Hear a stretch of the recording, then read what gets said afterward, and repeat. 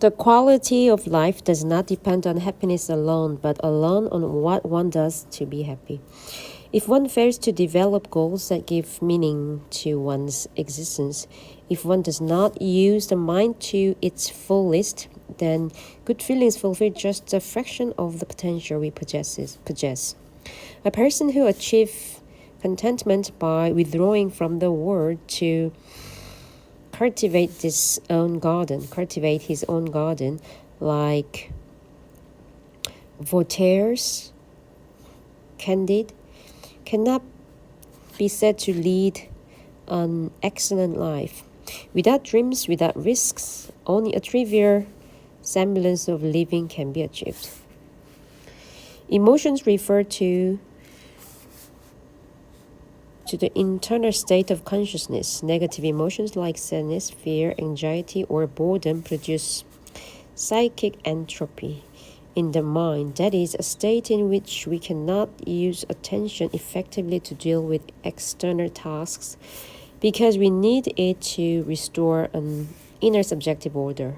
Positive emotions like happiness, strength, or alertness are states of psychic entropy, negentropy, because we don't need attention to illuminate and feel sorry for ourselves, and psychic energy can flow freely into whatever thought or task we choose to invest in it.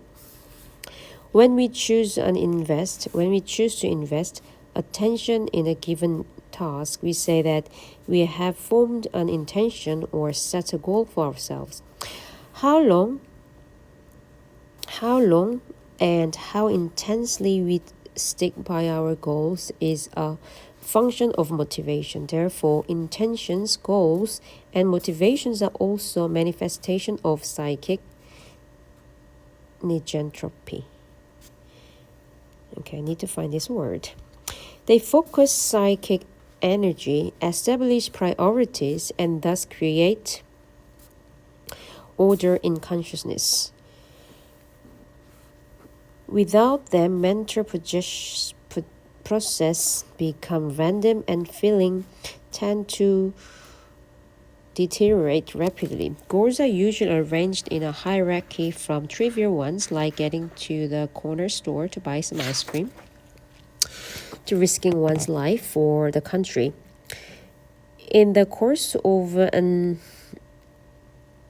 average day, about 1/3 of the time people will say that they do what they do because they want to do it, 1/3 because they had to do it, and the last third because they had nothing better to do.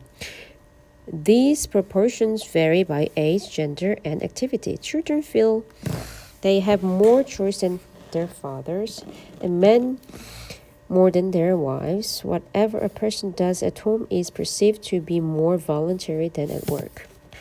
Quite a bit of evidence show that whereas people feel best when what they do is voluntary, they do not feel worst when they do is obligatory. They do not feel worse when what they do is obligatory. Psychic entropy is highest instead when persons feel that what they do is motivated by not having anything else to do. Thus, both intrinsic motivation and extrinsic motivation are preferable to the state where one acts like default without having any kind of goal to focus attention. The large part of life many people experience as being thus unmotivated leaves a great deal of room for improvement. Intentions focus psychic energy in the short run. Whatever goals tend to be more long-term, and eventually it is the goals that we pursue that will shape and determine the kind of self that we are to become. What makes Mother Teresa, the nun, rapidly differ from Madonna, the singer, are the goals into which they have invested their attention throughout their lives. Without a consistent set of goals, it is difficult to develop a coherent self. It is through the patent investment of psychic energy provided by goals that we create order in experience. This order, which manifests its predictable actions, emotions, and choices in time, becomes recognizable as more or less unique self. The goal one endorses also determines one's self-esteem. As William James pointed out over 100 years ago, self-esteem depends on the ratio of expectation to successes. A person may develop low self-esteem either because he set the goal too high or because he achieved too few successes. Or it is not necessarily true that a person who achieves most will have the highest self-esteem.